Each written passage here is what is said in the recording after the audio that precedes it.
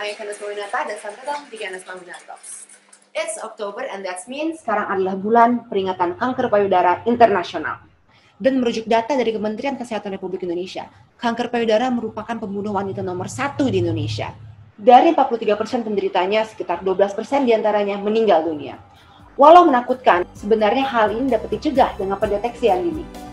Saya sangat terhormat untuk perkenalkan tamu saya yang berikut ini kepada Anda semua. I am very honored. Don't know how to deal with, don't know how to let go, don't know how to love and break free. Then you come and hold me, bring me peace and courage. You make me braver and stronger. We're here together, we just have to believe, we choose to fight back, we'll never give up, love is here for you. Hai Tante Ace, how are you Tante? Gimana kabarnya? Hai Kianu, baik dong, sehat selalu Kianu. Tante, you are such a very strong woman figure deh. Tante ini kan ketua dari Love Pink Indonesia ya. Love Pink itu adalah non-governmental organization yang berfokus pada sosialisasi dan edukasi pendeteksian dini kanker payudara dan support untuk para cancer warrior. Nah, Tante boleh ceritain sedikit nggak sih seperti apa dulu awal mulanya berdirinya Love Pink? Ya, pertama senang sekali, bangga dan bisa diundang ke acaranya Kianu yang luar biasa. I'm proud of you as always ya. Yang kedua ya tentang Love Pink. Jadi co-foundernya itu sahabat-sahabat kami. Jadi co-foundernya ada 2 Kianu. Oke. Tante Santi Persada sama Tante Madelina Mutia. Aduh di sini ngomongnya Tante ya. Kita Mbak Santi Persada dan Aja. Mbak Madelina Mutia. Nah aku di Love Pink ini adalah ketuanya gitu. Nah itu yang pertama. Dan memang kita punya misi yang luar biasa. Misinya adalah mengedukasi sebanyak-banyaknya perempuan, pria di luar sana mengenai pentingnya deteksi dini. Dan yang kedua adalah kita memberikan support moral kepada siapa? Kepada warriors dan survivors. Itu misi dan berdirinya Love Pink, yaitu tadi co-founder sama-sama survivor. Mereka luar biasa saling mendukung satu sama lain dan dia merasa wah ternyata dukungan dari survivornya luar biasa ya. Akhirnya ketemu teman lagi, terus ketemu aku, ketemu Mbak Ina dan ketemu 1.500 lebih perempuan dengan kanker payudara yang sekarang ada dalam naungan Love Pink. Gitu Kianu. Ya tadi kan Tante bilang sebelumnya survivor dari breast cancer juga ya. Di tahun berapa itu Tante? Udah lama atau masih baru?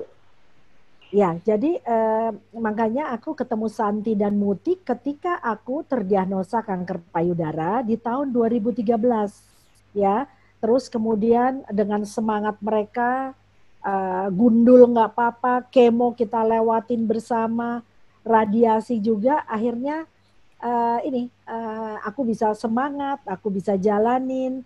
Dan akhirnya di 2014 karena udah banyak teman-teman, kita menjadi Yayasan Daya Darah Indonesia gitu. Ya, tapi kalau misalnya untuk kanker payudara ya saat ini di Indonesia, kira-kira rentang umurnya berapa sih? Apakah hanya yang tua-tua aja? Apakah cuma perempuan saja? Atau ternyata juga laki-laki juga bisa kena katanya? Ya, pertanyaan yang bagus. Ya, pertanyaan yang bagus sekali Kianu. Jadi zaman dulu tuh mungkin kita pasti nenek-nenek kita yang kena, yang udah tua-tua. Tapi 10 tahun belakangan ini ternyata angka pasien itu ada di sekitar 30 ke 50. Ya, waktu itu aku kena 47 tahun. Terus, nah ini yang penting. Belakangan ini 1-2 tahun ternyata angka di umur 20 sampai 30 juga meningkat loh Kianu. Jadi yang muda-muda nih jangan pikir I'm young, nggak bakal kena breast cancer. Justru itu kita ingin sekali merangkul untuk mereka mengenal pentingnya deteksi dini.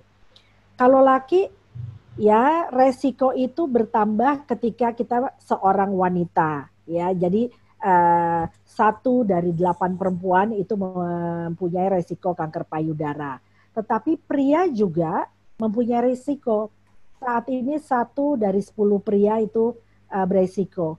Pada siang pagi hari ini, aku kan ngikutin webinar lain. Ternyata di Indonesia, menurut data dari yang Kemenkes ya, itu 42 orang perempuan dari 100.000 itu yang beresiko kanker payudara, gitu ya. Jadi cukup banyak dan pasien-pasien muda cukup tinggi, pria juga harus aware. Makanya kita harus bersama-sama, nggak perempuan aja yang aware, tapi para pria, anak muda, millennials itu juga harus aware. Seperti yang tadi Tante bilang kan ya, dari data Kemenkesku juga sudah mengatakan kalau misalkan breast cancer ini salah satu kan pembunuh wanita terbanyak di Indonesia ya kan. Memang kita kalau membicarakan mengenai breast cancer atau kanker itu bawaannya sedih atau mungkin putus asa ya. Tapi padahal di balik itu masih banyak warrior-warrior, pejuang-pejuang yang melawan kanker dan bahkan some of them survive. Seperti contohnya Mbak Inarin, seorang pejuang kanker, cancer warrior, yang saat ini sedang melawan kanker. Halo Mbak Ina, gimana kabarnya? Are you feeling well? Apa udah baik kan saat ini? Alhamdulillah keadaanku baik-baik aja. Kebetulan di awal 2020 ini, pas lagi COVID tuh Keanu, ya Keanu, jadi pas benar-benar awal dari COVID itu, aku dikasih hadiah lagi sama Allah, bahwa kankerku ternyata menyebar ke bagian tulang belakang. Okay. So di awal April aku mulai bolak-balik lagi ke Darmais untuk treatment gitu. Sampai bulan ini juga aku masih terus treatment. Oh ya Mbak Ina, I know you're fighting cancer by yourself ya, karena ayah, ibu dan saudara semuanya meninggal karena cancer. Itu bagaimana kok? What makes you so strong? Dan ini yang menjadi tamparan untuk Keanu ya. Kalau misalkan Mbak Ina saja yang sedang nggak begitu sehat ya, masih mau hadir di Ganesma Wina Talk secara virtual, bagaimana kita yang sehat-sehat ini, yang masih suka malas ngelakuin ini, malas ngelakuin itu? Wow, ini benar-benar tamparan sekali. No, jadi gini Keanu. Kebetulan mamahku itu juga seorang kebetulan mamahku juga meninggal tahun 84 itu karena kanker payudara. Saat itu aku masih kelas 4 SD kalau nggak salah. Kalau papa meninggal karena diabetes dan darah tinggi, begitu juga dengan kakakku tahun 2013. Tahun 2014 aku terdeteksi kanker payudara. Kalau menurut dokter, sebenarnya tuh kanker yang harusnya sih ada sejak dulu, sebelum tahun 2013, which is tahun 2011. Harusnya di situ aku sudah mulai aware dan harus sudah memeriksakan diri, tapi ternyata baru tahun 2014 itu berani ke dokter. Oh, terus seperti apa tuh tadi pas ke dokter? Treatmentnya, pengalamannya serem nggak sih? Ada di mamograf, abis itu di kemo tuh seperti apa dulu pengalamannya Mbak? Kebetulan, jadi 2014 itu aku sedang ada event untuk nonton bola. Itu sedang bulan puasa dan kebetulan lagi malam. Jadi menjelang sahur. Yeah. Gitu. Itu benar-benar lagi sibuk sehingga lupa deh sama sakit dan sama semuanya. Memang aku sudah merasakan sakit di payudara kiri sebelumnya. Tapi karena ada event itu aku udah cuek. Jadi ya udah nggak kerasa. Yang penting aku kerja. Aku lagi senang-senangnya kerja. Sampai rumah itu pagi-pagi sekitar subuh. Begitu mau ganti baju, ternyata sudah bajuku tuh sudah merah warnanya karena bleeding gitu. Dan itu akhirnya di situ memang aku jadi yang ya Allah ini kenapa gitu. Kenapa dan akhirnya pagi-pagi ke UGD di perawatan untuk payudara kiriku. Kemudian besoknya aku baru dapat dapat perjanjian untuk pergi ke dokter dan itu langsung di mamo. Karena kondisi payudara aku sudah nggak bagus, dokter menyarankan untuk mamo dulu, mamo dan USG, dilihat semuanya, baru kemudian langsung konsultasi ke dokter. Pada saat konsultasi ke dokter, dokter cuma bilang gini, ini kanker, kata dia gitu. Hah? Udah nggak sempet kaget, ini kanker, udah dibuang aja, di payudara juga payudara nggak kepake kok, di luar negeri juga dibuang kalau ada orang cancer, kata dia gitu. Dok, ya nggak apa-apa, ini harus cepat, kata dia gitu. Besok pagi bisa operasi. Ya Allah, udah nggak sempet kaget Keanu. Jadi yang, cuma, ini aku gimana? Harus gimana? Oke dok, boleh nggak sih kalau aku mikir dulu, aku discuss dulu sama keluargaku, sama teman-teman semuanya, karena kan untuk pembiayaan sendiri kan nggak kecil itu Keanu ya. Operasi itu memerlukan biaya yang mahal. Udah, akhirnya kamu boleh discuss tapi cuma 1 hari. Saya kasih waktu 1 hari.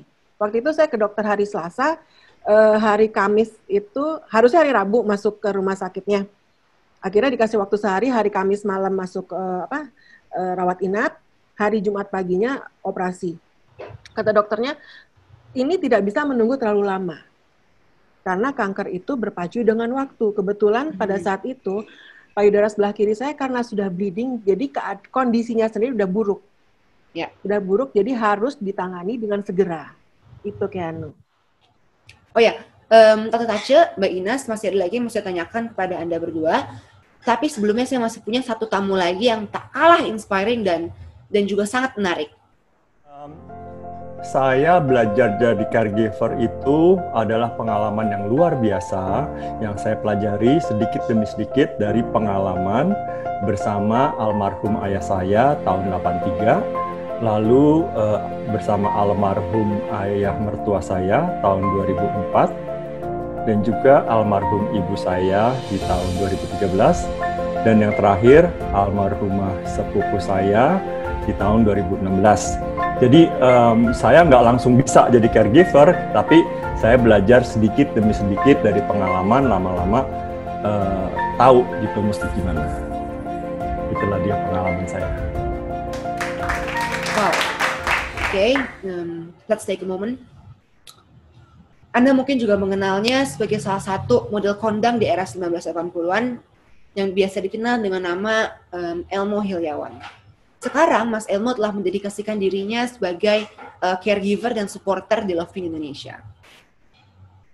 Ini jadi emang awalnya Mas Elmo tertarik dengan Loving ini karena kehilangan almarhum ayah dan sepupu-sepupunya Mas Elmo ya? Iya, betul banget. Jadi ini adalah perjalanan yang sangat panjang tentang kenapa kok sekarang saya akhirnya menjadi caregiver. Karena dari awalnya dari ayah saya, terus kedua adalah ayah mertua saya, lalu sepupu saya, dan ibu saya. Itu semua terkena kanker, yang macam-macam ya kankernya. Itu ikutan juga terlibat di Loving. Ini adalah benar-benar pengalaman yang sangat bagaimana ya, luar biasa sekali. Kenapa? Karena kalau misalnya kita tuh ada salah satu keluarga yang terkena kanker, itu sebenarnya yang kaget luar biasa itu tidak cuma warrior sama survivornya, tetapi sebenarnya orang-orang yang sayang dan cinta dengan survivor dan warrior itu. Pasti mereka itu ikut bingung banget, dan pertanyaannya itu pasti akan gini, aduh, saya mesti bagaimana ya? Aduh, saya mau nolong bagaimana ya?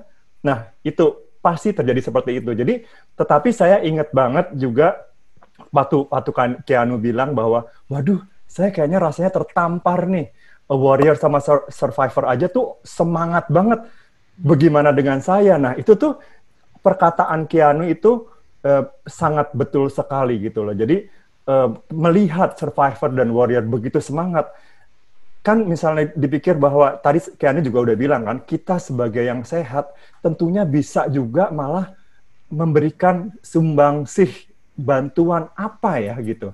Nah, itulah dia yang bisa dilakukan adalah sebagai caregiver. Nah, caregiver tuh ngapain sih gitu? Kadang-kadang nggak ngapa-ngapain loh Keanu. Jadi artinya nggak ngapa-ngapain tuh just being there, just diem aja itu udah melakukan sesuatu. Karena kadang-kadang survivor sama warrior tuh malah marah iritasi ya kalau ditanya, kamu kenapa sih? Kamu gimana? Kamu rasanya gini? Aduh, ayo dong makan, ayo dong makan. Nah itu kadang-kadang kita bisa harus tahu kapan kita bicara, kapan juga kita stop. Just being there. Just diem aja udah. Diem aja gitu. Nah itu tuh udah sangat membantu. Nah, dari pengalaman dengan ayah saya, dengan ayah mertua, dengan sepupu, dengan almarhumah ibu saya jadi tahu bahwa itu semua adalah situasi yang membingungkan bagi semuanya. Ya, yang terlibat itu adalah membingungkan. Nah, sekarang saya fokusnya kan sebagai caregiver, ya. Sebagai caregiver, apa yang harus dilakukan? Pertama adalah kita jangan mengunci diri sendiri, ya. Artinya kesetresan sendiri akhirnya kita malah tidak berdaya. Jangan, kita harus mencari jalan keluar dengan mencari support system juga. Caranya gimana? Kita bicara dengan caregiver yang lain, kita berbagi pengalaman, supaya kita tahu gimana ngatasi rasa stres, merasa ketidakpastian. Nah, jadi kalau misalnya cancer itu adalah sesuatu yang nggak pasti. Karena tiba-tiba jeder dapat cancer, terus bingung kan? Pasti bingung. Ini mesti bagaimana ya? Jadi artinya nggak pasti. Sesudah itu, kita kebingungan, sambil bingung-bingung itu sendiri. Nah, itu tuh makin jadi. Udah bingung, sendiri, nggak pasti. Ya, jadi sebagai caregiver, kita kalau bisa, carilah informasi, gather informasi, karena knowledge is power. Jadi ilmu pengetahuan itu power. Bisa dari mana? Bisa dari kawan-kawan, bisa dari bukunya Mbak Tace. Mbak Tace tuh punya buku ya yang sangat bermanfaat. Mungkin nanti bisa dikasih lihat bahwa kita tuh nggak usah bingung. Ini ada cara-caranya. Ya, jadi itu salah satu untuk mendapatkan knowledge is power. Satu, cari support system. Kedua, kita juga kan sekarang ada nih zaman namanya new normal. Nah, di cancer di dunia cancer juga ada.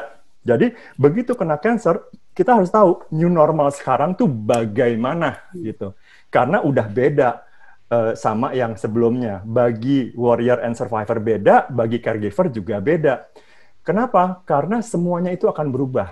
Ya, kebiasaan-kebiasaan di rumah berubah. Ya, kebiasaan keuangan, ekonomi juga berubah. Mau nggak mau harus di-plan, ya kan? Ya, kayak tadi yang dibilang, berarti kan memang perannya dari seorang caregiver itu mereka harus menjadi seseorang yang sabar pada saat orang yang lagi nggak sabar, kitanya harus sabar. Orang yang lagi stres, kitanya harus bisa menenangkan warrior-nya.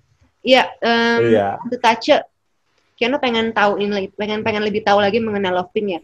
Di Lovepink ini program-programnya apa saja sih? Kan kalau misalkan memberikan donasi, mungkin kayaknya agak sulit ya kalau misalnya membantu pembiayaan untuk kanker karena mahal sekali. Jadi program-programnya itu di mana saja, Tante? Apakah ada kegiatan tertentu atau ada workshop atau bagaimana? Ya, jadi seperti yang aku sampaikan di awal, kita punya misi yaitu edukasi dan support moral. Kenapa cuma support moral? Kenapa nggak support financial? Karena yaitu tadi Kianu bilang bahwa untuk pengobatan kanker itu nggak murah. Anggap aja stadium 1 mungkin dengan ada operasi kecil dan macam-macam itu juga perlu 100-200 juta. Ya, sebagai yayasan kita ingin menolong banyak orang, tetapi kita tahu keterbatasan, kita nggak mungkin raising crowdfunding bermiliar-miliaran seperti itu. Jadi Lovepink sendiri berdiri di ranah prevention. Oleh karenanya edukasi itu kita terus lakukan.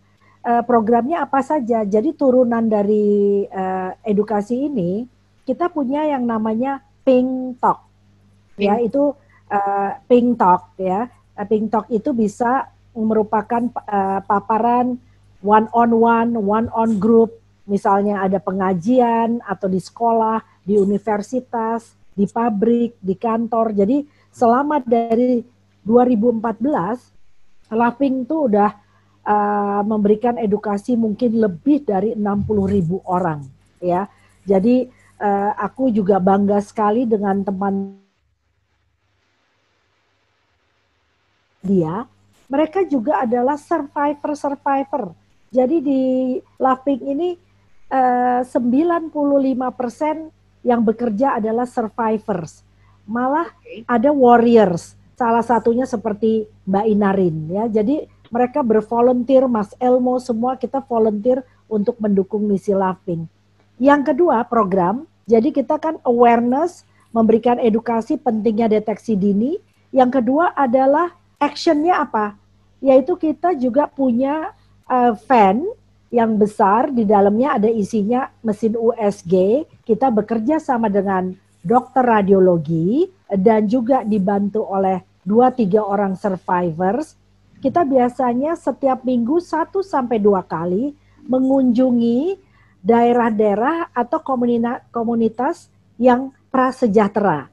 Jadi kita memberikan kesempatan kepada ibu-ibu yang mungkin sulit untuk mengakses rumah sakit, boro-boro rumah sakit, apalagi membiayai USG. Jadi dengan demikian mereka mendapatkan kesempatan juga untuk mendengar apa sih deteksi dini dan merasakan, oh ini USG. Nah, yang ketiga adalah yang pertama akses dan awareness, dan ini juga action, dan juga yang terakhir adalah kita ingin tujuannya dengan program-program ini ikut menurunkan ya, pemerintah jadi punya program besar, tapi kita dengan caranya ikut menurunkan angka pasien stadium lanjut di 2030. Kenapa sih? Ini 10 tahun lagi loh, cepet ya. Nah, karena PBB sendiri, WHO sendiri sudah memberi informasi dengan kemungkinan bahwa di tahun 2030 1 dari 3 perempuan mempunyai resiko kanker payudara, bukan 1 dari 8 lagi. Jadi ini kita harus bersama-sama, Laughing nggak mungkin kerja sendiri, dengan melalui channel seperti Keanu lakukan hari ini, kita bisa turut memberikan akses informasi pentingnya deteksi dini. Salah satunya aku tuh Laughing juga pernah membuat sebuah film namanya Pinky Promise ya, dan juga ada kartun untuk sosialisasi kanker payudara yang namanya Rumpian BH.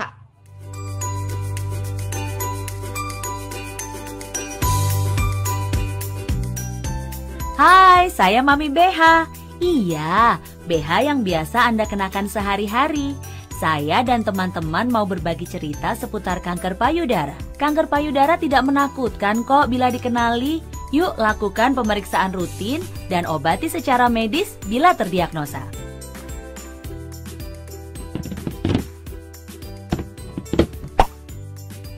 La la la la la.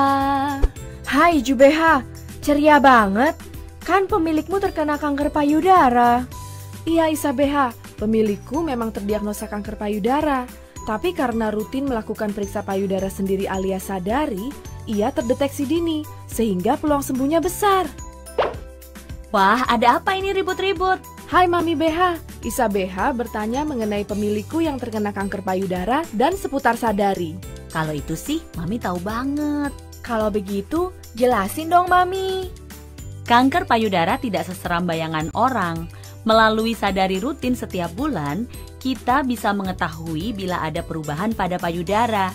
Semakin dini ditemukan dan diobati, semakin besar peluang sembuhnya. Lalu, bagaimana cara deteksi dini kanker payudara? Caranya melalui pemeriksaan payudara, mamografi, USG payudara, serta operasi pengambilan jaringan bila diperlukan. Bagaimana sih cara melakukan sadari? Sadari sebaiknya dilakukan antara hari ke-7 menstruasi hingga hari ke-10 di saat jaringan payudara tidak terlalu sensitif. Di setiap gerakan sadari, cermati perubahan bentuk, ukuran payudara, permukaannya, serta puting. Yuk, mari sadari. Jadi yang penting kita harus stay positif, stay happy, karena kita selama kita positif dan menjaga gaya hidup yang baik, kita bukan hanya terhindar dari penyakit kanker, tapi dari semua penyakit. Pokoknya aku selalu mengikuti IG kamu, luar biasa. You are a true leader. Mudah-mudahan terus bermanfaat. You are an agent of change. Terus tularkan kepada anak-anak muda. Semoga negara kita lebih baik. Semoga manusianya lebih baik. Dan semuanya kita yang ada di sini menjadi lebih baik. Terima kasih Mas Amin. Elmo, Ina, Kianu, you're the best. Thank you so much. Janu, sangat terima kasih sekali. Thank you ya. Thank you. Ya, Bye. bye-bye. Bye, terima kasih. Di balik setiap luka selalu ada kisah di baliknya. Always be kind to one another. Karena setiap orang yang kita temui sedang melawan suatu perjuangan yang kita tidak tahu sama sekali. Dan terima kasih juga kepada Anda yang telah menyaksikan Ganes Maulina Talks.